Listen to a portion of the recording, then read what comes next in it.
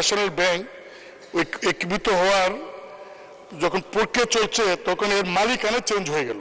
মালিকানা চেঞ্জের বিষয়টা আসলে আমার কাছে খুব স্পষ্ট নয়। মাননীয় প্রতিমন্ত্রী, একটি দেশের অর্থনীতির প্রাণ হলো ব্যাংক খাত। আমাদের দেশে বেশ কয়েকটি প্রাইভেট ব্যাংক খুবই দুর্বল।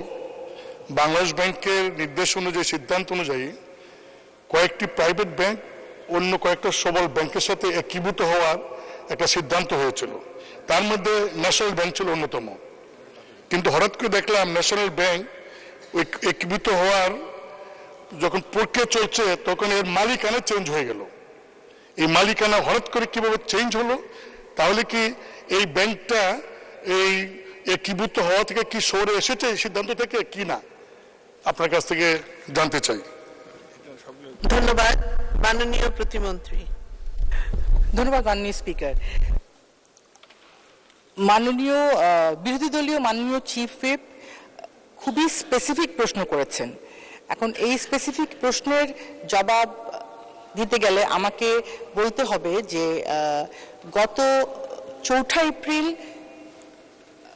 আমরা একাদশ সংসদে আমরা ব্যাংকিং কোম্পানি রিলেটেড একটা মার্জার অ্যাকুইজিশন অ্যাক্ট আমরা পাশ করেছিলাম এবং এই বছরের 4 এপ্রিল বাংলাদেশ ব্যাংক থেকে একটি গাইডলাইন ইস্যু করা হয়েছে যে ব্যাংক দুর্বল হলে দুর্বল ব্যাংকের ক্ষেত্রে সেটা অন্য ব্যাংকের সাথে মার্জার হওয়ার জন্য কি কি পদক্ষেপ নেওয়া যেতে পারে।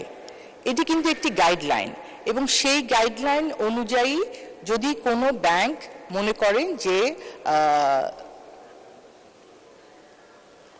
তারা আরেকটি ব্যাংকের সাথে মার্জ হবেন, তাদের শেয়ার হোল্ডার সেটা মনে করে, সেই ক্ষেত্রে একেবারে এজিএম থেকে শুরু করে সবকিছু করে কিন্তু এই প্রসেসটা করতে হবে। এটা এমন না যে আজকে আমি মনে করলাম ব্যাংক এ এর সাথে ব্যাংক বি মার্জার হবে এবং তাদেরকে আমি একসাথে করে দিলাম। এটা কিন্তু পদ্ধতিটা সেরকম না। আর আপনি মাননীয় স্পিকার, মাননীয় সদস্য একটি ব্যাংকের কথা বলেছেন যার মালিকানা চেঞ্জ হয়েছে বলতে আমি দেখলাম যে ওনাদের বোর্ড চেঞ্জ হয়েছে, বোর্ডে নতুন বোর্ড এসছে এবং নতুন বোর্ডের আগের বোর্ডে অনেকে ছিলেন একেবারে ব্যাংকের শুরুতে, সেখান থেকে মানুষরা এসছেন। তো মালিকানা চেঞ্জের বিষয়টা আসলে আমার কাছে খুব স্পষ্ট নয়।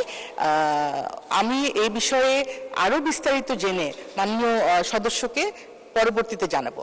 ধন্যবাদ মাননীয় স্পিকার।